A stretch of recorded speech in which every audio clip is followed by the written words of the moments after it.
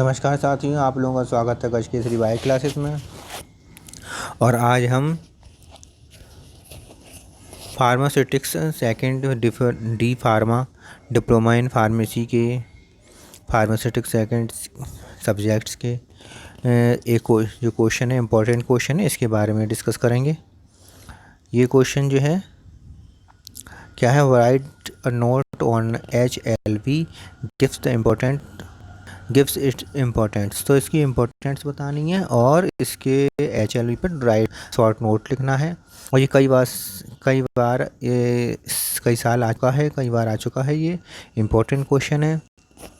देखते हैं इसका क्या लिखा है। इसमें लिखा है कि HLV means hydrophilic lipophilic balance.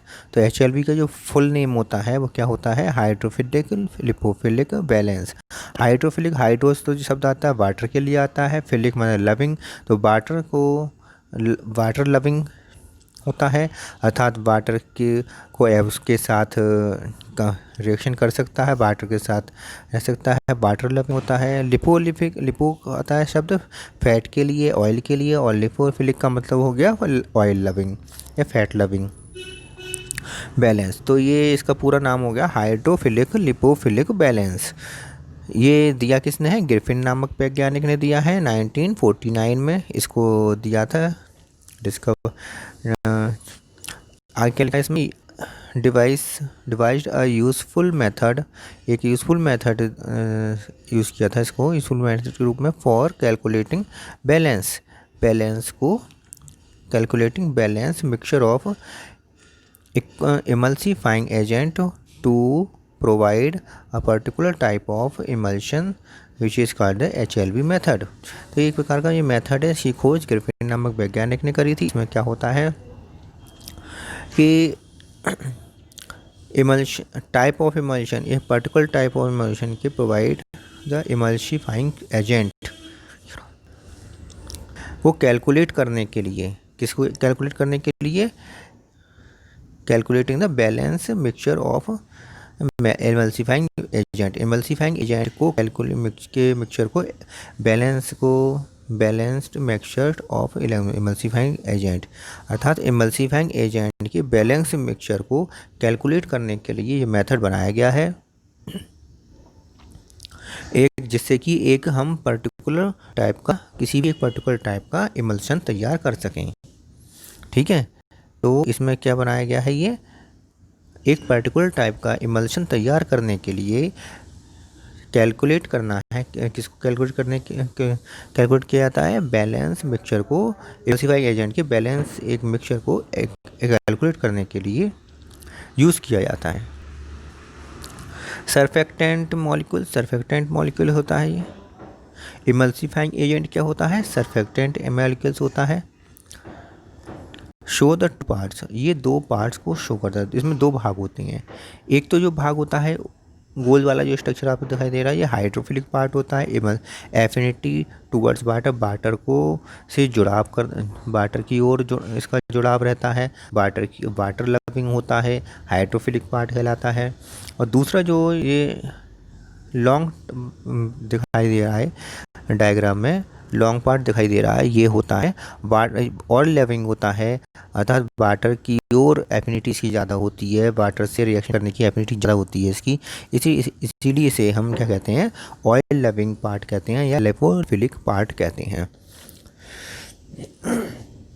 तो ठीक है, इसमें दो पार्ट हो गए। एक पार्ट तो हो गया ये गोल सा सर्कुलर वाला भाग, जिसे हम क्या कहेंगे, हाइड्रोफिलिक पार्ट कहेंगे, और ये दूसरा भाग जो हो गया ये लॉन्ग वाला, इसे कहेंगे लिपोफिलिक पार्ट कहेंगे, जो ऑयल लविंग होगा। और गोल वाला जो हाइड्रोफिलिक पार्ट जो होगा वो वाटर लविंग होगा, अर्थात वाटर की से रिएक्शन करने की एफिनिटी ज़्यादा होगी, और इसमें लिपोफिलिक पार्ट में ऑयल से या फैट से रिएक्शन करने की एफिनिटी ज़्यादा होगी।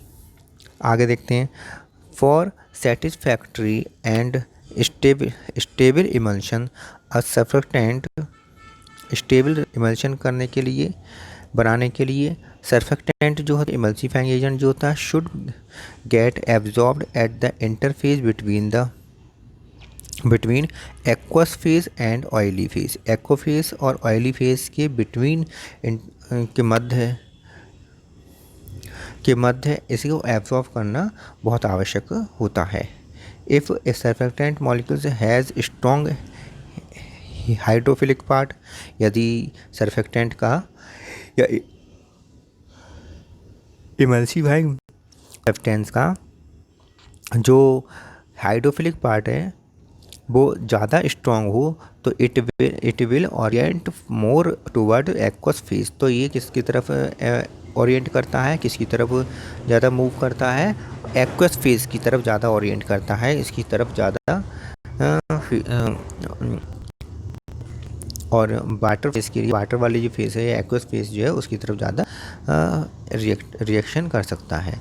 और इफ़ इसे स्ट्रॉन्ग लिपोफिलिक पार्ट, यदि इसका लिपोफिलिक पार्ट स्ट्रॉन्ग होता है तब ये क्या काम करता है,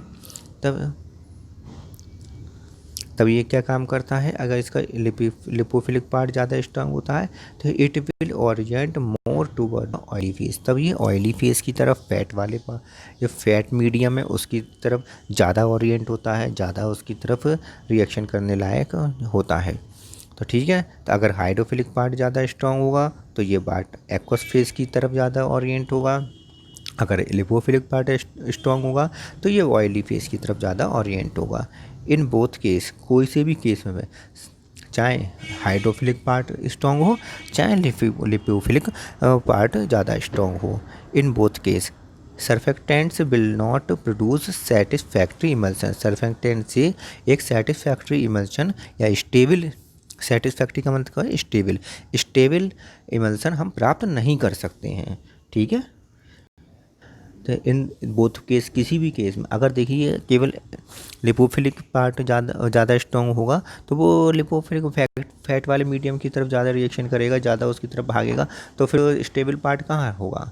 ऐसे ही लिपोफिलिक पार्ट ज़्यादा होगा तो वो वाटर एक्वस मीडियम की तरफ, एक्वस फेज की तरफ ज़्यादा रिएक्शन करेगा और उसकी तरफ ज़्यादा भागे, तब भी स्टेबल नहीं हो पाएगा। इसलिए किसी भी इन दोनों में से कोई सी भी केस हो, इन दोनों के कोई सी भी केस में चाहे स्ट्रॉन्ग हाइड्रोफिलिक पार्ट हो चाहे स्ट्रॉन्ग लिपोफिलिक पार्ट हो, किसी भी केस में इसका क्या होता है, स्टेबल इमल्सन नहीं प्राप्त हो पाता है। For calculating the balance mixture को कैलकुलेट करने के लिए emulsifying agent has given a number of HLV scale. तो इसके लिए क्या है कि एक स्केल बनाया गया है, HLV स्केल बनाया गया है इमल्सिफाइंग एजेंट के लिए एक स्केल बनाया गया है। देखिए कैसा, ये डायग्राम में क्या दिखा है, स्ट्रॉन्ग हाइड्रोफिलिक पार्ट, इसमें जो हाइड्रोफिलिक वाला जो पोर्शन है ज़्यादा बड़ा है और ऑयली फेज वाला ज़्यादा छोटा है। ठीक है, ऐसे ही स्ट्रॉन्ग लिपोफिलिक वाले में ऑयली फेज वाला ज़्यादा स्ट्रॉन्ग है और हाइड्रोफिलिक वाला शॉर्ट है, छोटा है। ठीक है, अब देखो इसमें क्या लिखा हुआ है आगे, the scale varied from the 1 to 40, 1 से लेकर 40 तक वेरी करता है। देखिए स्केल है, ये वेरी कर रहा है, स्केल जो है 1 से लेकर 40 तक वेरी करता है। Higher number indicates hydrophilic property, जितने ज़्यादा हायर नंबर होंगे, स्केल में हायर नंबर होंगे तो हाइड्रोफिलिक प्रॉपर्टी को रिप्रेजेंट करेगा। Thus the emulgents with high number produce oil in water type emulsion, तो ये क्या कहलाएगा, oil in water type emulsion कहलाएगा। हायर नंबर इंडिकेट क्या करते हैं, हाइड्रोफिलिक प्रॉपर्टी की रिप्रोड्यूस करते हैं, इंडिकेट करते हैं। इस प्रकार जो इमल्गेंट बनेगा वो कैसा बनेगा, ऑयल इन वाटर टाइप का इमल्शन बनेगा। ऐसे ही emulsifying agent will low number of indicate the lipophilic property, अगर नंबर उसके कम है तो वो लिपोफिलिक प्रॉपर्टी को शो करेगा। तो 10 इस प्रकार इमल्गेंट होगा वो कैसा होगा, water in oil type emulsion, इस प्रकार का इमल्शन होगा। किस प्रकार का, वाटर इन ऑयल इमल्शन। ठीक है, तो अगर नंबर कम है तो लिपोफिलिक प्रॉपर्टी शो करेगा, water in oil type emulsion कहलाया जाएगा। नंबर अधिक हैं तो हाइड्रोफिलिक प्रॉपर्टी शो करेगा और oil in water type emulsion कहलाया जाएगा। ठीक है, तो अब आता है आगे कि generally emulsions having HLV numbers, HLV number emulsion having HLV numbers below 5 produced W, हाँ बिलो 9 से अधिक कम है तो वाटर इन ऑयल इमल्शन बनता है, 9 से 9-11 के बीच में है तो इंटरमीडिएट बनता है, और 11 से अधिक नंबर हैं स्केल में तो ऑयल इन वाटर टाइप का इमल्शन बनता है। ठीक है, ऑयल इन वाटर टाइप का इमल्शन बनता है, 9 से कम है तो वाटर इन ऑयल टाइप का इमल्शन बनता है, और 9 और 11 के बीच में है तो इंटरमीडिएट टाइप का इमल्शन बनता है। स्केल देख लेते हैं। The property of the emulgent with respect to HLV numbers are as follow. कैसे कैसे HLV नंबर अगर 1 से लेकर 3 तक है तो एंटी फॉर्मिंग एजेंट बनेंगे। एप्लीकेंट कैसा होगा? एंटी फॉर्मिंग एजेंट होगा। HLV नंबर 3 से 6 है तो water in oil emulsifying agent होगा, और 7 से 9 के बीच में है तो वेटिंग एजेंट होगा, और 9 से 18 है तो oil in water emulsifying agent होगा, और 13 से 15 है तो डिटर्जेंट होगा, और 15 से 18 है तो सॉल्विलाइजिंग एजेंट होगा। ठीक है, इसके बाद आगे देखते हैं 3, हाँ जो हो गया। इम्पोर्टेंस देख लेते हैं इसकी। If it plays an important role in formulation में और stability of the emulsion, emulsion के फॉर्मुलेशन बनाने में और उसकी स्टेबिलिटी में बहुत इंपॉर्टेंट रोल अदा करता है ये। It has a value in non ionic type of emulgent, non ionic type emulgent value रखता है। It is useful for selecting emulsifying agent, emulsifying agent को सेलेक्ट करने में हेल्प करता है। It is useful to avoid the problems like creaming and cracking, creaming और cracking type की जो प्रॉब्लम्स है उसको ये दूर कर देता है। ठीक है, तो इस प्रकार हमने आज आपको फार्मास्यूटिक्स सेकेंड्स जो फार्मास्यूटिक्स सेकेंड जो है डी फार्मा का जो सब्जेक्ट है इसकी में ये क्वेश्चन आता है, बहुत ही ज़्यादा शॉर्ट नोट्स आते हैं इस पर। हाँ, तो इसके बारे में समझा आज आपको। मेरी वीडियो समझ में आई हो, अच्छी लगी तो लाइक करिए, शेयर कर अपने साथियों के साथ शेयर करिए, और पहली बार मेरे चैनल पर आए तो सब्सक्राइब करिए और बेल आइकन जरूर दबा दिए। ठीक है।